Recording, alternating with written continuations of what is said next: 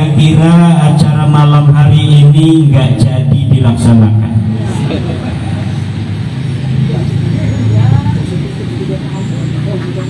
Ketika ke Haji Imam Abdus Nurul Yakin ngebel, baru saya yakin bahwa pondok betul-betul seperti sejarahnya. Kalau acara malam hari ini tidak jadi, maka masyarakat Cipondoh tidak seperti sejarahnya di masa lalu. Ini kenapa? Apakah ini sabotase? Dia rebut mic, nggak berani, kabel ambil. Satu lagi mana? Kabar.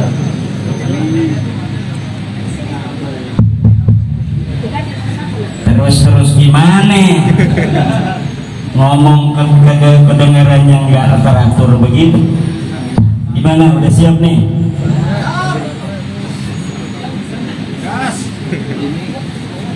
Siapa kita? Siapa kita? Siapa kita?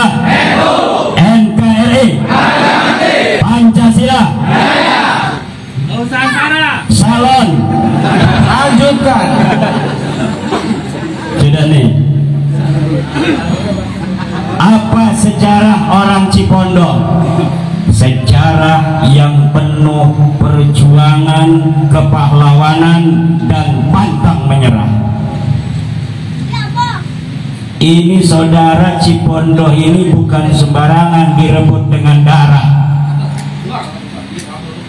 1654 masih dalam cengkraman Kompeni Belanda. Kesultanan Banten ingin Cipondoh, Pinang, Sudimara, Kunciran direbut oleh Kesultanan Banten. Maka Sultan memerintahkan Arya Wangsakara memimpin pasukan, menyatakan perang dengan Kompeni Belanda di Batavia agar rebut Cipondoh dari Kompeni Belanda. Banser jangan diam aja.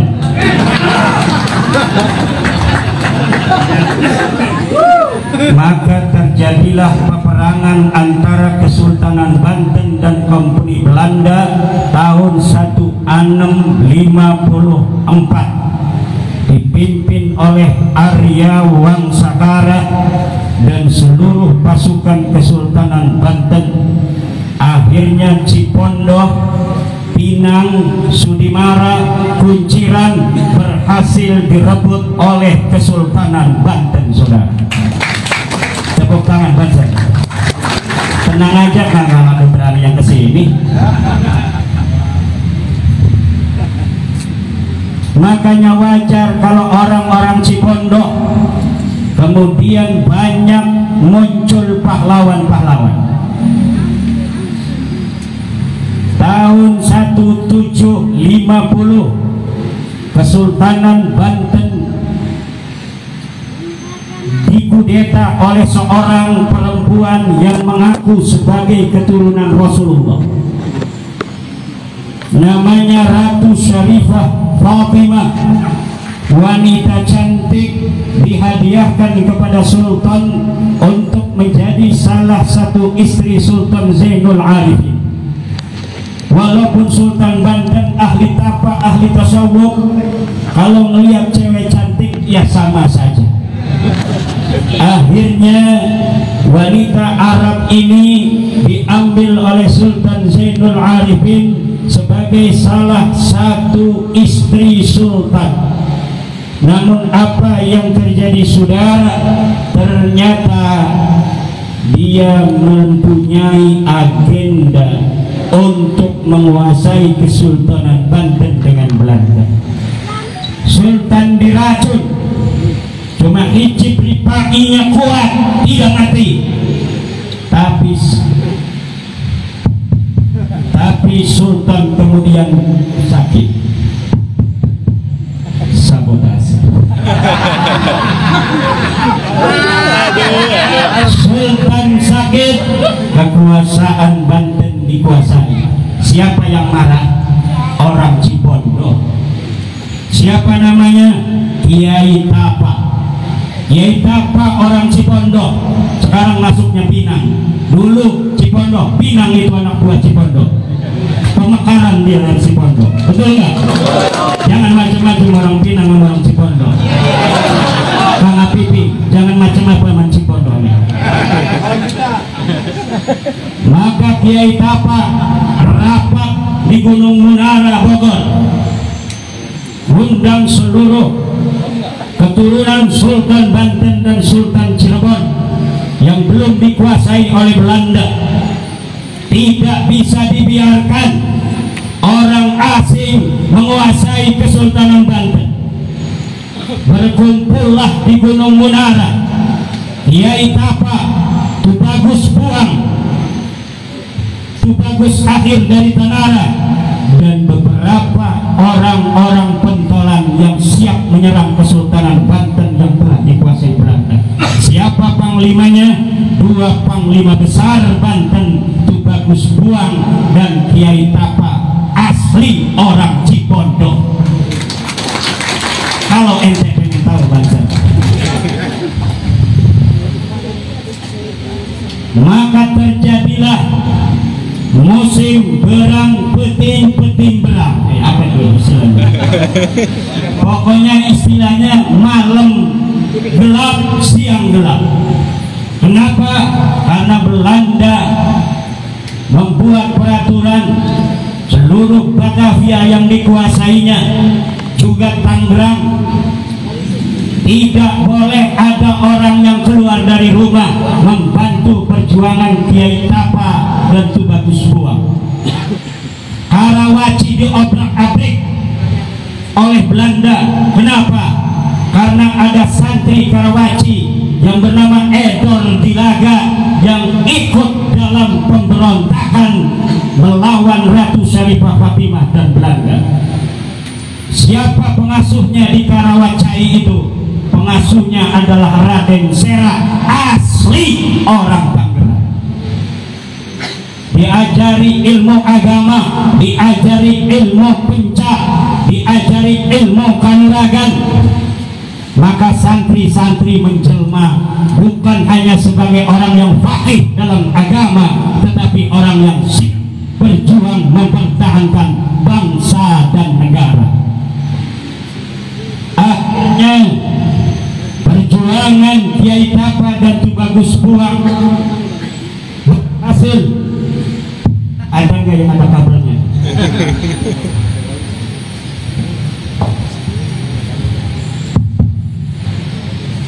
Kabel nih.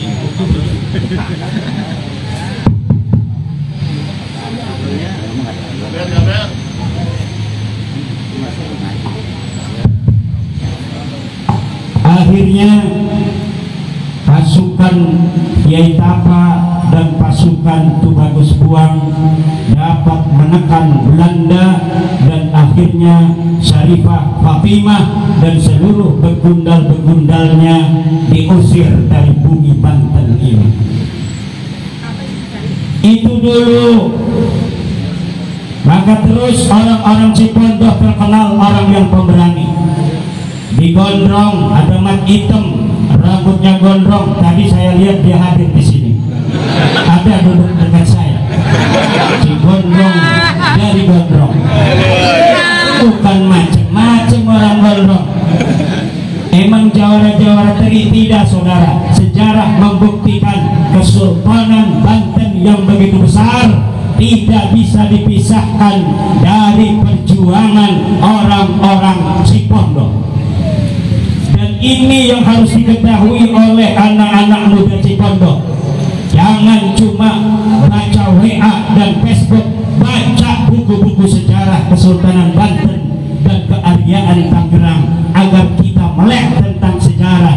Orang yang tahu akan sejarah, dia punya kaca penggala untuk menatap masa depan dengan apa yang sudah dijalani oleh kakek-kakek kita. Kita bukan keturunan kucing-kucing garong.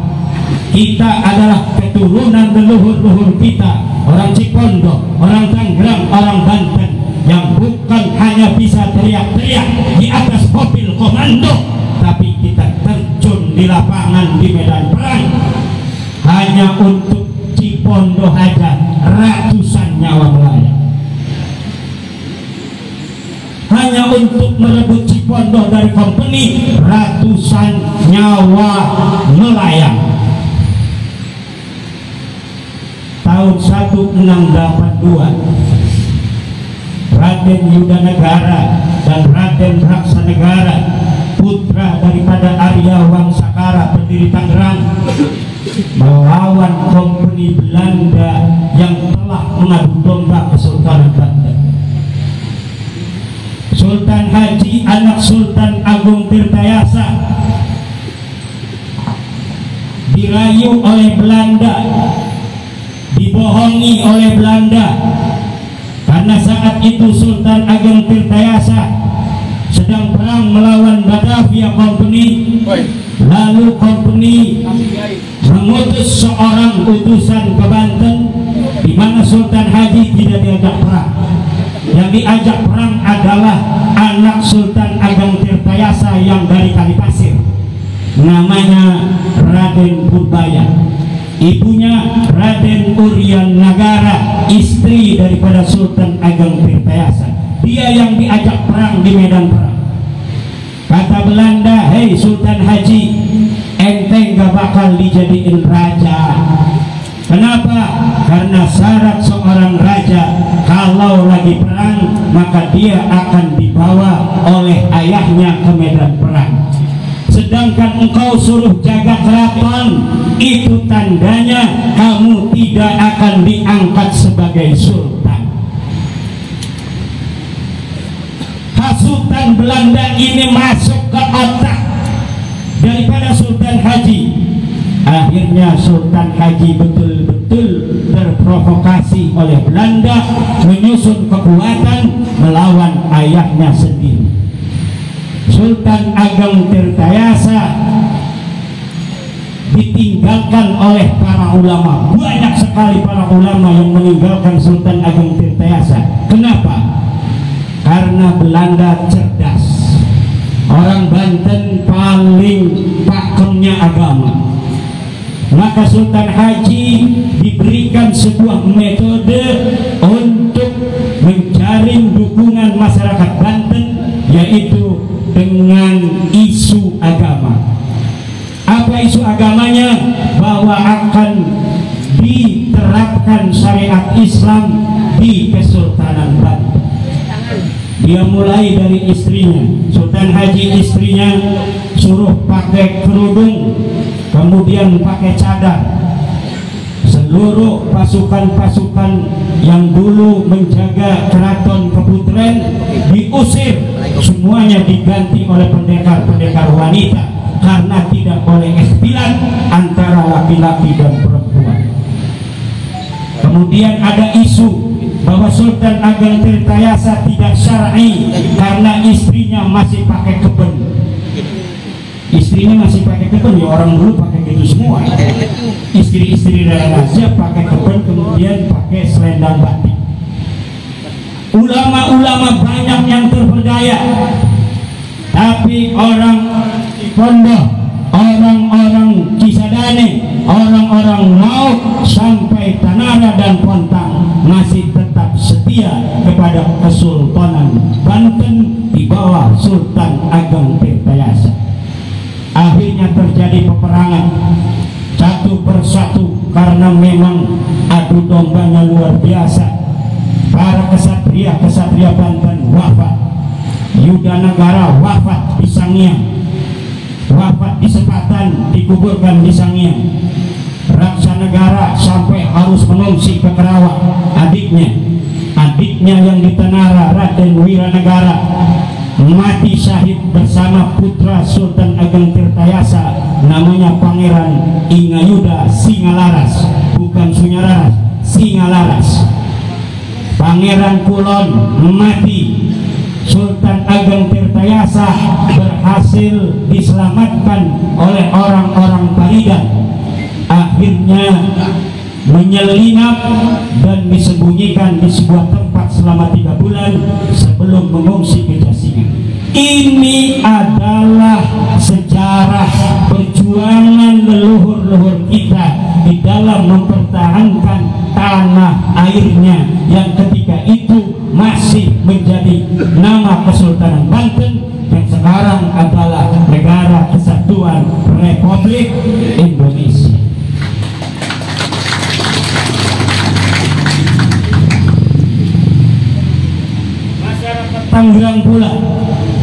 Masyarakat Tangerang pula pada zaman pra kemerdekaan sampai masa mempertahankan kemerdekaan terus berjuang mempertahankan tanah ini. Terjadilah peperangan Lengkong, 1000 mayat bergelimpangan di tanah Tangerang ini, saudara. Inilah yang harus kita ingat dan kita jaga, dijadikan barometer terhadap setiap langkah-langkah kita di dalam berbangsa dan bernegara. Indonesia ini direbut bukan hanya dengan diplomasi, tetapi Indonesia direbut dengan darah dan air mata. Indonesia ini direbut dengan semangat berjuang sampai titik darah yang penghabisan leluhur-leluhur kita. Tidak boleh setiap bangsa Indonesia yang hari ini ada merasa lebih tinggi dari yang lainnya dalam berjasa mempertahankan Indonesia. Apalagi yang dia tidak punya jasa lalu memanipulasi sejarah seakan mereka lah yang punya jasa. Hancurkan seperti Mongolia. Masa damai ini kita nyantai-nyantai saja. Dengerin ceramah sambil merokok boleh. Gak usah kita ngajak-ngajak perang orang. Masa damai kok ngajak perang? Itu penakut. Pemberani yang sesungguhnya adalah ketika dia masa perang, dia megang golok, ada di depan. Bukan masa damai, dia teriak-teriak ngajak perang sama siapa? Kagak ada yang mau ladenin. Karena tahu nggak ada yang mau ladenin, dia ngomong perang, siap perang, siap perang. Ya nggak ada yang perang. Ada min alamatil jubni. Kalau pemberani itu adanya dia berada di depan dalam masa-masa penuh kegentingan yang ketika itu hanya ada kemuliaan mati syahid dan kemuliaan kemerdekaan. Disitulah pahlawan yang sesungguhnya. Lihat, urutkan dari mereka yang sekarang berteriak-teriak ngajak perang sama bangsa Indonesia itu, ngajak perang sama negara, ngajak perang sama polisi, ngomong-ngomong war ingin coklat, apa tuh namanya tuh, ingin coklat sama polisi, sama TNI, sama pejabat, dia ngomong siap perang. Lihat leluhurnya ketika Indonesia bergolak, leluhurnya ada di mana? Ketika terjadi perang Surabaya, leluhurnya ada di medan perangkah atau ada di bawah kolong meja. Itu ukuran keberanian. Gak usah jauh-jauh, urut saja diri orang tuamu, berapa orang yang ada di medan perang, baik dia menang atau dia mati. Dari situlah terukur seberapa dia punya keberanian. Sekarang boleh kita boleh tawadu, berakhlak, mengalah. Masanya masa damai, betul nggak? Kalau masa perang kagak boleh, saudara. Masa perang yang ada adalah kehormatan mati syahid atau kemuliaan kemerdekaan. Itu saja. Malam hari ini malam halal bihalal. Apa artinya halal bihalal? Ya. Nahu ma halal tahu wa fi jazmin wa shibhi jazmin tadkhirul kufi.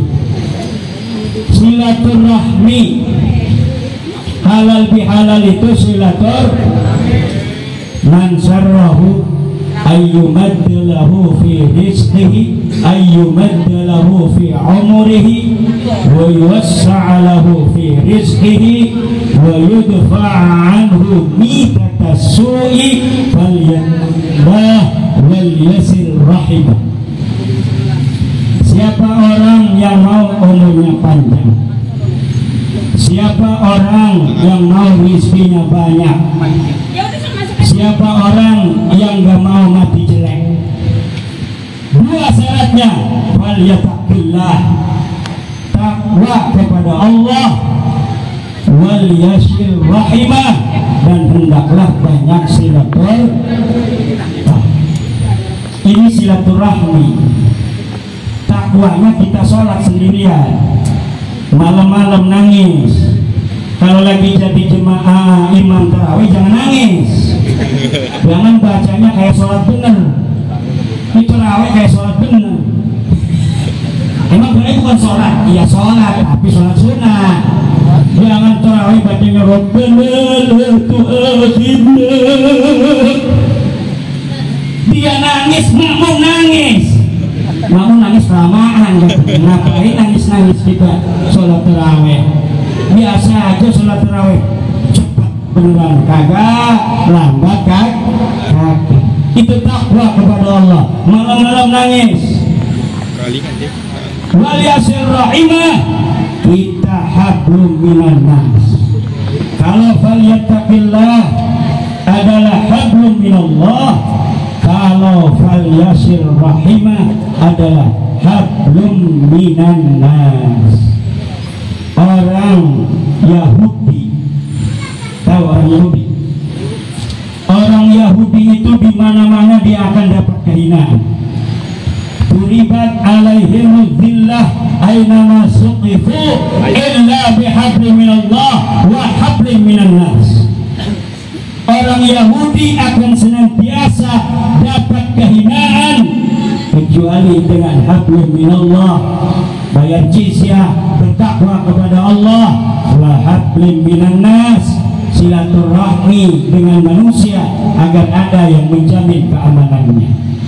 Kalau tidak hablum minallah wa hablum minan nas, orang Yahudi atau orang yang kaya Yahudi, maka turibat alaihimul billah, dia akan senantiasa berada dalam kehinaan.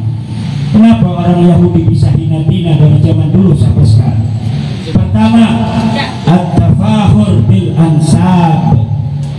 Orang Yahudi itu punya sifat tersendiri di dalam mengagungkan nasabnya, menganggap nasab orang lain dari jenis manusia selain Yahudi adalah sama seperti binatang. Inna nabi'abu wa ghairuna kaqati'in minal ghanam. Itu orang Yahudi. Kami adalah bagaikan serigala-serigala yang gagah perkasa, dan selain orang Yahudi kaqati'in minal ghanam, dia hanya seiris dari daging-daging kambing. Bukan kambing-kambing acan, cuma seiris dari daging kambing. Itu orang Yahudi. Orang Yahudi mempunyai sebutan khusus bagi selain Yahudi.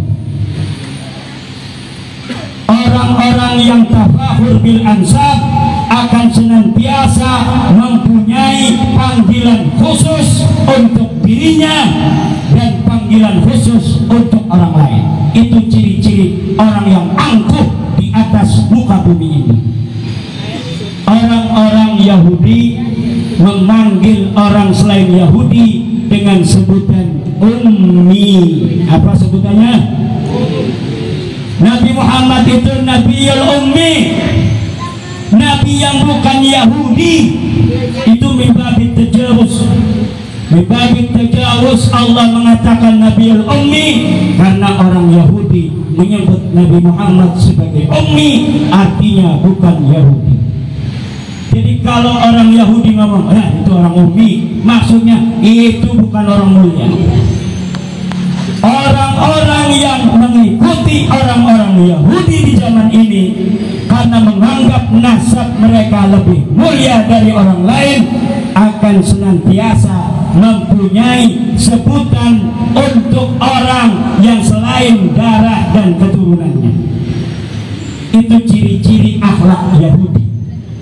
Yang kedua, orang Yahudi tidak akan menikahkan anak perempuannya dengan selain daripada Yahudi. Kalau laki-laki Yahudi ketemu dengan perempuan bukan Yahudi, maka tidak diharamkan untuk menggaulinya, karena perempuan selain Yahudi tidak boleh diakad pernikahan. Kenapa? Karena dianggap begitu rendah. Dan anak perempuannya tidak boleh dinikahkan dengan selain orang Yahudi. Ini akhlak Yahudi. Orang Yahudi juga min akhlaqihim laknatullah alaihim yuharrifuna al-kalima an mawadhi'ihi, merubah-rubah sejarah, merubah-rubah nasab, malsu-malsuin nasabnya supaya menjadi nasab paling mulia, merubah sejarah sebuah bangsa agar dia yang mendapat keuntungan dari perubahan sejarah itu. Bikin-bikin makam palsu agar apa? Agar moyangnya diagung-agungkan orang, dibikin cerita-cerita kehebatan moyangnya yang dulu waktu hidupnya tidak punya prestasi apa-apa. Agar apa? Agar orang-orang yang ada di suatu bangsa di mana dia berada tertipu oleh sejarahnya dan mengagungkan keturunan-keturunan makam palsu yang dibesar-besarkan itu.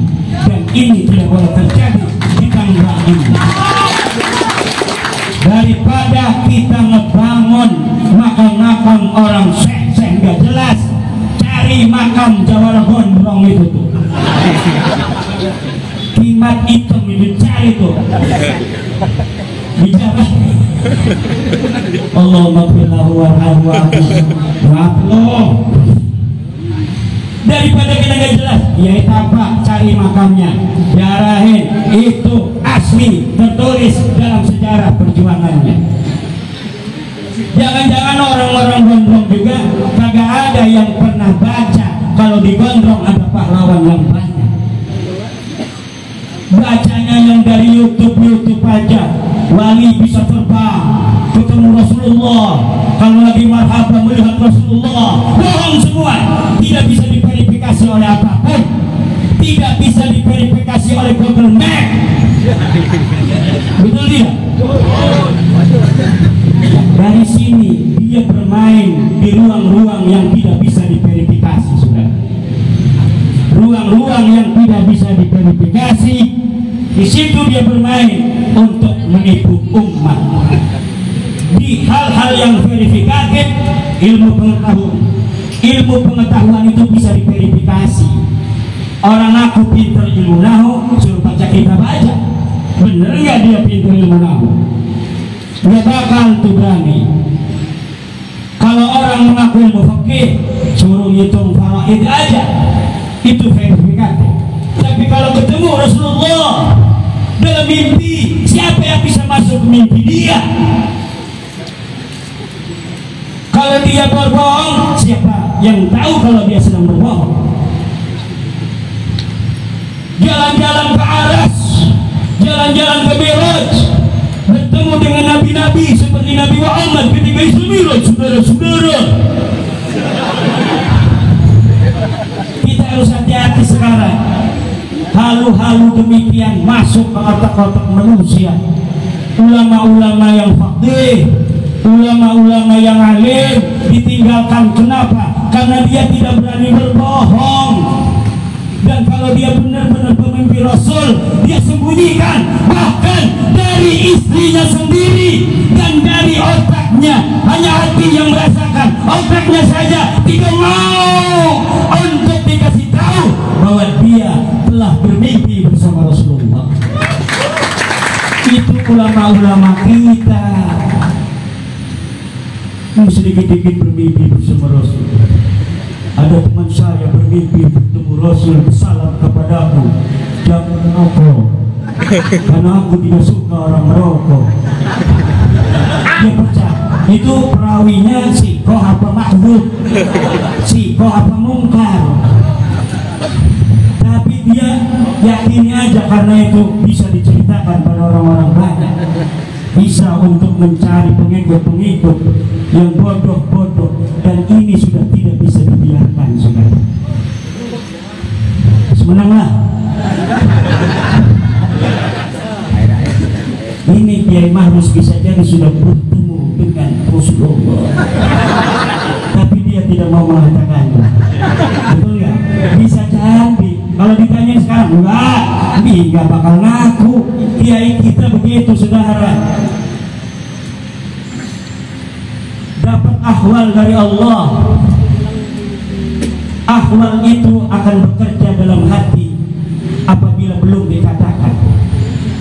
Apabila ma yaridu ilal qulub, ma yaridu ilal qalbi diceritakan, itu asalnya hilang, saudara. Karena dia alim, maka ma yaridu fi qulubihim yukhfuna 'anil nas bal an anfusihim, saudara. Dia sembunyikan dari manusia, bahkan kalau bisa dirinya sendiri tidak pernah mengingat-ingatnya lagi. Kalau dia mendapatkan ahwal min ilmin wa ma'rifatin wa yaqinin wa sidqin wa ghairiha, disembunyikan. Sekarang banyak makam-makam palsu. Kalau makam yang baru ditemukan dari nama seorang yang besar, itu mungkin, tapi nama ini belum pernah dikenal orang. Lalu ketika dibangun, ini adalah wali mastur, wali yang dulu waktu hidupnya nggak pernah dikenal orang. Lalu waktu hidupnya nggak dikenal orang, lu kenal dari mana? Betul nggak? Ini hati-hati, saudara. Ini tidak boleh ada. Kenapa? Nanti dengan rekayasa pahlawan-pahlawan asli akan ditinggalkan. Ulama-ulama asli yang berjuang ketika hidupnya ngajar alif, ba, ta, sya kepada kakek-kakek kita, leluhur-leluhur kita, ditinggalin orang. Kenapa? Enggak ada cerita keramatnya. Kok itu banyak cerita keramatnya? Karena dia berani ngarang, kita nggak berani ngarang. Makanya bawang-bawang dingin nggak apa-apa. Ini banyak pahlawan digondong, nggak dibumbu-bumbuin. Begini dilupakan orang. Kiai Tapang nggak ada yang kenal, Wang Sakarang nggak ada yang kenal, Yuda Negara sampai mati di atas kuda nggak ada yang kenal. Mati hitam gondrong nggak ada yang kenal. Ada yang ngomong gondrong itu karena pohonnya banyak daunnya jadi gondrong. Bukan itu, karena emang ada si gondrong. Betul gak? Makanya tolong banser khusus Batak Cipondo semuanya gondrong-gondrong. Karena ada sejarahnya gondrong. Ngapain ada gondrong kita nggak tahu sejarahnya. Cipondo, apa ini sejarahnya? Apakah dulu ada salah pondok?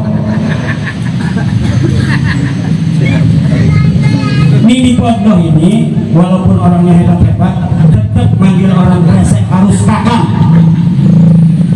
Kalah tua, kata saya.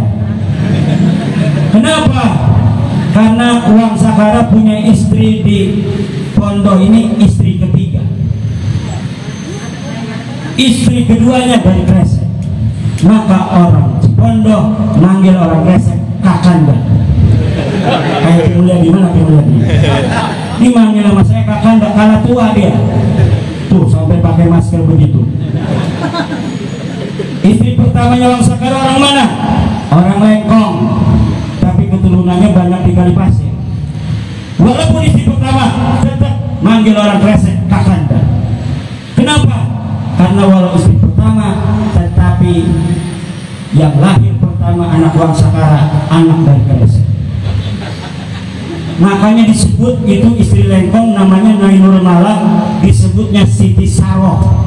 Kenapa disebut Siti Saroh? Karena ketika istri dari Kresek itu punya anak, baru istri Lengkong punya anak, seperti Nabi Ibrahim. Nabi Ibrahim Siti Saroh istri tua kagak punya anak. Pas nikah sama Siti Hajar punya anak, akhirnya Siti Saroh punya anak. Makanya Wang Sakara memanggil istri Lengkong dengan nama Siti Saroh. Untuk apa? Agar dia punya anak. Dan alhamdulillah akhirnya lahir dua kesatria Tangerang, Raden Arya Yudanagara dan Raden Arya Raksanagara. Tepuk tangan.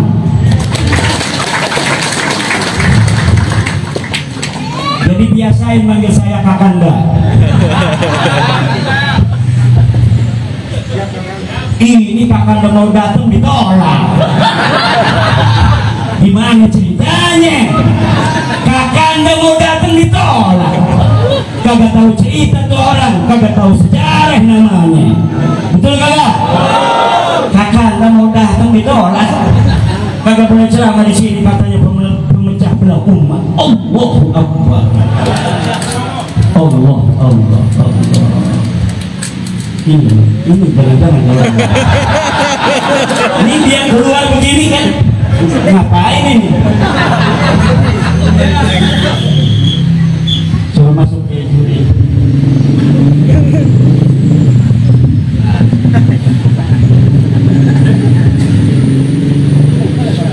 Kirain mata-mata. Ini pas lagi ngomong-ngomong begini dia keluar kan? Iya. Ini orang nih. Ini ciri-ciri Yahudi. Ciri-ciri Yahudi adalah tidak menikahkan anak perempuannya dengan selain golongannya, dan kalau dia bertemu perempuan lain selain Yahudi maka boleh berzina. Kenapa? Selain Yahudi tidak pantas diakad nikah. Ini ajaran Yahudi. Waalaikumsalam. Adda'i ilallah yasuriyakum.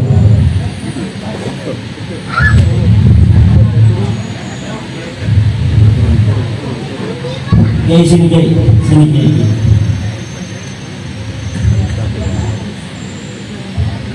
Siap.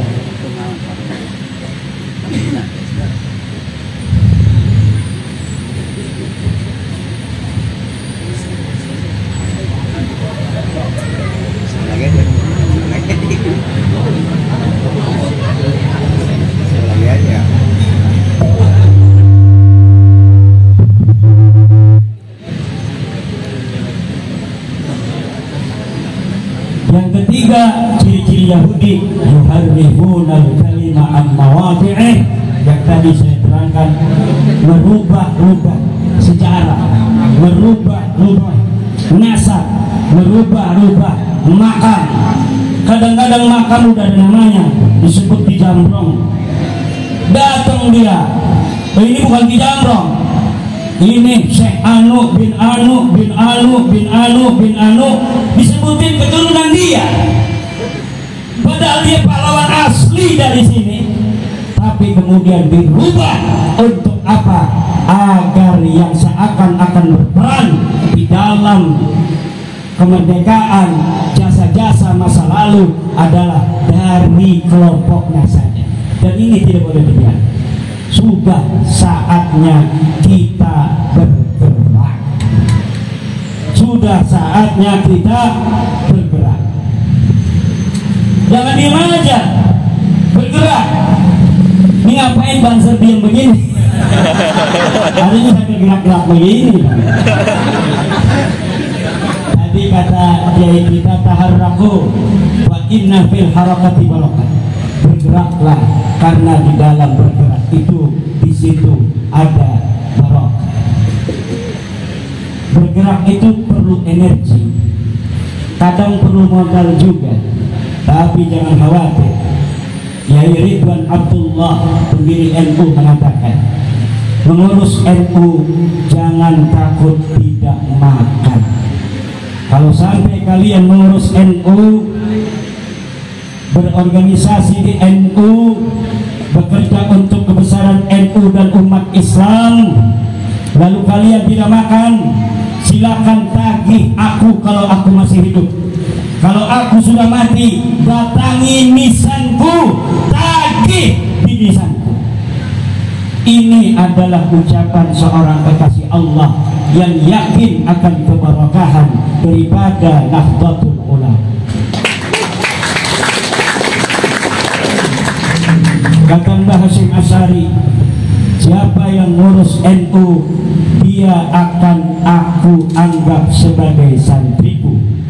Dan siapa yang aku anggap sebagai santriku, maka dia dan keluarganya aku akan doakan husnul khatimah.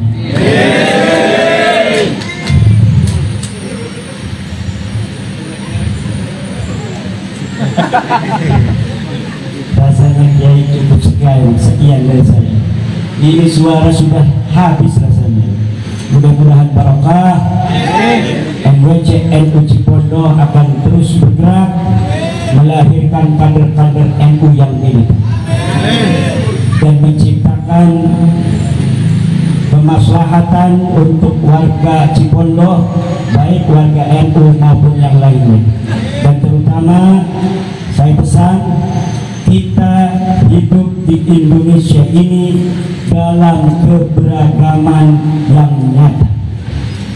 Jaga keberagaman ini dalam tetap mayoritas sebagai pelindung. Karena apabila mayoritas tidak bisa melindungi, maka keberagaman ini akan menjadi bencana. Mayoritas harus mengayomi, mayoritas harus melindungi. Setiap gerak kebangsaan dan kenegaraan kita harus kita merasakan waspada terhadap setiap kata yang keluar dari kita sebagai mayoritas. Jangan sampai di situ ada mengiris hati minoritas, apapun juga, baik dalam agama, suku, dan yang lainnya. Kita jaga Indonesia ini untuk selama-lamanya sebagai negara final, negara kesatuan Republik Indonesia. Wallahul muwaffiq ila aqwamit thoriq. Wassalamualaikum warahmatullahi wabarakatuh.